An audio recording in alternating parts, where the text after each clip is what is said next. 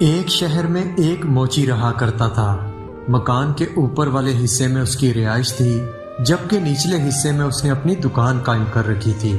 اسی دکان کے ایک کونے میں اس نے نئے جوتے بنانے کے اوزار رکھے ہوئے تھے، اور یہ اوزار ایک چھوٹی سی میز پر بڑے سلیقے سے رکھے ہوئے تھے۔ موچی دن رات خوب محنت کرتا، لیکن اس کے باوجود اسے اتنی آمدنی نہ ہوتی کہ وہ خوشحال زندگی گزار سکے۔ یہاں تک کہ ایک وقت ایسا بھی آیا جب موچی کی تمام جمع پونجی بھی ختم ہونے کو تھی۔ اب موچی بہت پریشان ہوا اور سوچنے لگا، اس مرتبہ بل ادا کرنے کے بعد تو اس کے پاس نئے جوتے بنانے کے لیے بھی رقم نہیں بچے گی۔ یہ خیال آتے ہی موچی کا دل کام سے اچاٹ ہو گیا۔ وہ جو جوتے بنا رہا تھا اس کا چمڑا وہی چھوڑ کر اٹھا اور اپنی رہائش والے حصے کی طرف چلا گیا۔ کھانا کھا کر دونوں میاں بیوی اپنی تنگدستی کا حل تلاش کرتے کرتے سو گئے۔ دوسرے دن صبح موچی ناشتے سے فارغ ہوا اور اپنی دکان میں پہنچا تو بہت حیران ہوا، کیونکہ کل جو چمڑا اس نے جوتوں کے لیے کاٹ کر چھوڑا تھا اس کے جوتے تیار تھے، اور یہ جوڑے اتنے خوبصورت تھے کہ موچی نے کبھی زندگی میں اتنے عمدہ جوڑے نہیں بنائے تھے۔ موچی نے زور زور سے اپنی بیوی کو آوازیں دینا شروع کر دی۔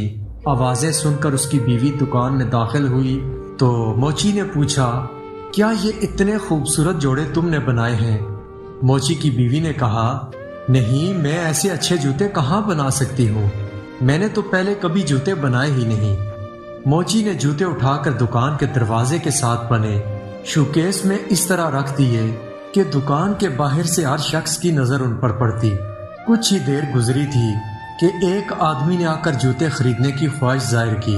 اس نے موچی کو جوتوں کی اتنی اچھی قیمت دی کہ موچی کبھی سوچ بھی نہیں سکتا تھا۔ اب موچی نے اس رقم سے گھر کے لیے راشن خریدا اور مزید جوتوں کے لیے چمڑا بھی خرید لیا۔ خریداری سے فارغ ہو کر موچی واپس آیا تو شام ہونے کو تھی۔ موچی کی بیوی کھانا بنانے کی تیاری کرنے لگی، جبکہ موچی چمڑا لے کر دکان والے حصے میں آ گیا۔ موچی نے 2 جوڑے جوتوں کے لیے چمڑا کاٹا۔ وہ ابھی انہیں سلائی کے بارے میں سوچ ہی رہا تھا کہ اس کی بیوی نے آواز دے کر کہا، کھانا تیار ہے، آ کر کھا لو، باقی کام صبح کر لینا۔ یہ سن کر موچی نے کاٹا ہوا چمڑا اپنے کام والی میز پر چھوڑا اور رہائش والے حصے میں آ گیا۔ دوسرے روز جب موچی دکان میں آیا تو ایک مرتبہ پھر حیران ہوا، کیونکہ رات کو موچی نے جو چمڑا کاٹ کر رکھا تھا اس کے آج پھر بہت عمدہ جوتے تیار تھے۔ موچی نے ایک مرتبہ پھر اپنی بیوی کو بلا کر جوتوں کے بارے میں پوچھا، لیکن بیوی نے اس مرتبہ بھی اپنی لا علمی کا اظہار کیا۔ موچی نے جوتے اٹھا کر شوکیس میں رکھ دیے اور تھوڑی ہی دیر کے بعد وہ جوتے سیل ہو گئے۔ اب تو یہ روزانہ کا معمول بن گیا کہ موچی چمڑا کاٹ کر دکان میں رکھتا اور صبح سے جوتے تیار ملتے، اور دلچسپ بات تو یہ ہے کہ اپنی خوبصورتی کی وجہ سے کچھ ہی دیر کے بعد یہ جوتے فروخت ہو جاتے۔ موچی اور اس کی بیوی اب کافی خوشحال زندگی گزار رہے تھے۔ ایک دن موچی کی بیوی نے کہا، ہمیں معلوم تو کرنا چاہیے کہ رات کو کون ہمارے لیے جوتے بنا کر جاتا ہے۔ موچی نے کہا، آج رات کو ہم دکان کی نگرانی کریں گے اور دیکھیں گے کہ کون سا ایسا مہربان ہے جو ہمارے لیے روز یہ کام کرتا ہے۔ موچی اور اس کی بیوی شام ہوتے ہی بڑی سی الماری کے اندر چھپ کر بیٹھ گئے اور تھوڑا سا دروازہ کھول کر دکان میں جھانکنے لگے۔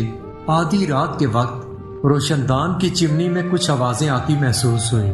تھوڑی دیر کے بعد انہوں نے دیکھا کہ 2 خوبصورت ننھی منی پریاں ہوا میں تیرتی ہوئی چمنی کے ذریعے دکان میں داخل ہوئیں اور کام کرنے والی میز کے پاس رکھے سٹول پر بیٹھ کر انہوں نے جوتے سلائی کا کام شروع کر دیا۔ صبح ہونے سے کچھ دیر پہلے جوتوں کے دونوں جوڑے تیار ہو چکے تھے۔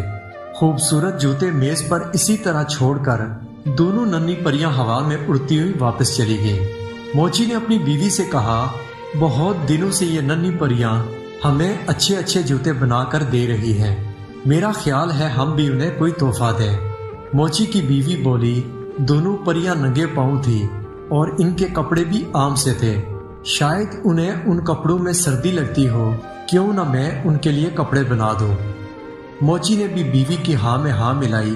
اسی دن موچی کی بیوی نے بہترین گرم کپڑے تیار کیے اور دوسرے دن انہوں نے شام کے وقت کام کرنے کی میز پر بجائے جوتوں کے چمڑا کاٹ کر رکھنے کے دونوں ننھی منی پریوں کے لیے ان گرم کپڑوں کے ساتھ کچھ اور گفٹ پیک کر کے رکھ دیے اور الماری میں چھپ کر پریوں کا انتظار کرنے لگے۔